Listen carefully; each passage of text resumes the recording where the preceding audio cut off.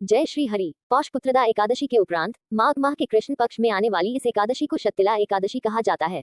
1. तिल स्नान 2. तिल का उपटन 3. तिल का हवन 4. तिल का तर्पण 5. तिल का भोजन और 6.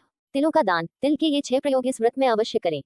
इनके प्रयोग के कारण ये शत्तिला एकादशी कहलाती है। इस व्रत के करने से अनेक प्रकार के पाप नष्ट हो जाते हैं।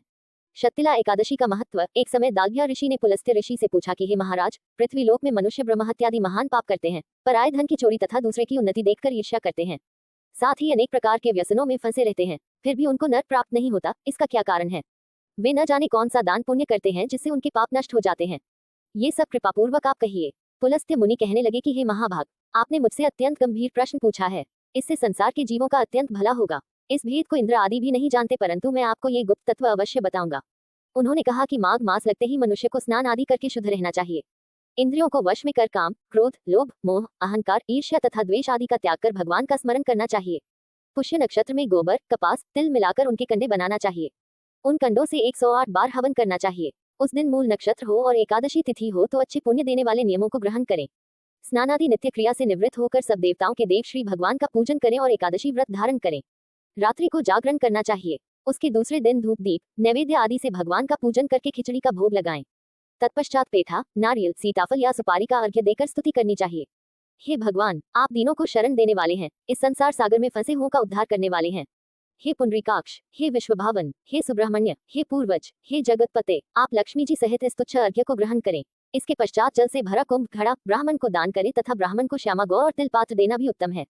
तिल स्नान और भोजन दोनों ही श्रेष्ठ हैं। इस प्रकार जो मनुष्य जितने तिलों का दान करता है उतने ही 1000 वर्ष स्वर्ग में वास करता है। इतना कहकर पुलस्त्य ऋषि कहने लगे कि अब मैं तुमसे इस एकादशी की कथा कहता हूँ।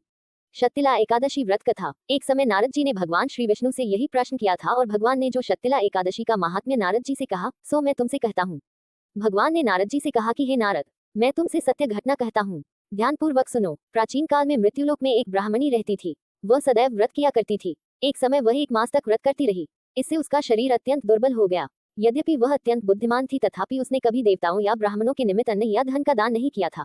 इससे मैंने सोचा कि ब्राह्मणी ने व्रत आदि से अपना शरीर शुद्ध कर लिया है, अब इसे विष्णुलोक तो मिल ही जाएगा, परंतु इसने कभी अन्न का दान नहीं किया, इससे इसकी तृप्ति होना कठिन है। भगवान ने आगे कहा, ऐसा सोचकर मैं भिखारी के वेश में मृत्युलोक में उस ब्राह्मणी के पास गया और उससे भिक्षा मांगी। वह ब्राह्मणी बोली, महाराज किस लिए आए हो? मैंने कहा, मुझे भिक्षा चाहिए। इस पर उसने एक मिट्टी का ढेला मेरे भिक्षा पात्र में डाल दिया। मैं उसे लेकर स्वर्ग में लौट आया। कुछ समय बाद ब्राह्मणी भी शरीर त्याग कर स्वर्ग में आ गई।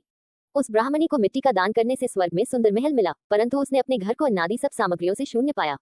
घबराकर वह मेरे पास आए और कहने लगी कि भगवान, मैंने अनेक व्रत आदि से आपकी पूजा की, परंतु फिर भी मेरा घर अन्नादि सब वस्तुओं से शून्य है। इसका क्या कारण है? इस पर मैंने कहा, पहले तुम अपने घर जाओ, देवस्त्रियां आएंगी तुम्हें देखने के लिए। पहले उनसे शत्तिला एकादशी का पुण्य और विधि सुन लो, तब द्वार खोलना। मेरे ऐसे वचन सुनकर वह अपने घर गई। जब देवस्त्रियां आईं और द्वार खोलने को कहा तो ब्राह्मणी बोली, आप मुझे देखने आए हैं तो शत्तिला एकादशी का महात्म्य मुझसे कहो। उनमें से एक देवस्त्री कहने लगी कि मैं कहती हूँ। जब ब्राह्मणी ने शत्तिला एकादशी का महात्म्य सुना तब द्वार खोल दिया। देवांगनाओं ने उसको देखा कि न तो वह गांधर्वी है और न आसुरी है, वरन पहले जैसी मानुषी है। उस ब्राह्मणी ने उनके कथनानुसार शत्तिला एकादशी का व्रत किया। इसके प्रभाव से वह सुंदर और रूपवती हो गई तथा उसका घर अन्नादि समस्त सामग्रियों से युक्त हो गया। अतः मनुष्यों को मूर्खता त्याग कर शत्तिला एकादशी का व्रत और लोभ न करके तिलादि का दान करना चाहिए। इससे दुर्भाग्य, दरिद्रता तथा अनेक प्रकार के कष्ट दूर होकर मोक्ष की प्राप्ति होती है। इस प्रकार शत्तिला एकादशी व्रत कथा समाप्त हुई। जय श्री हरि।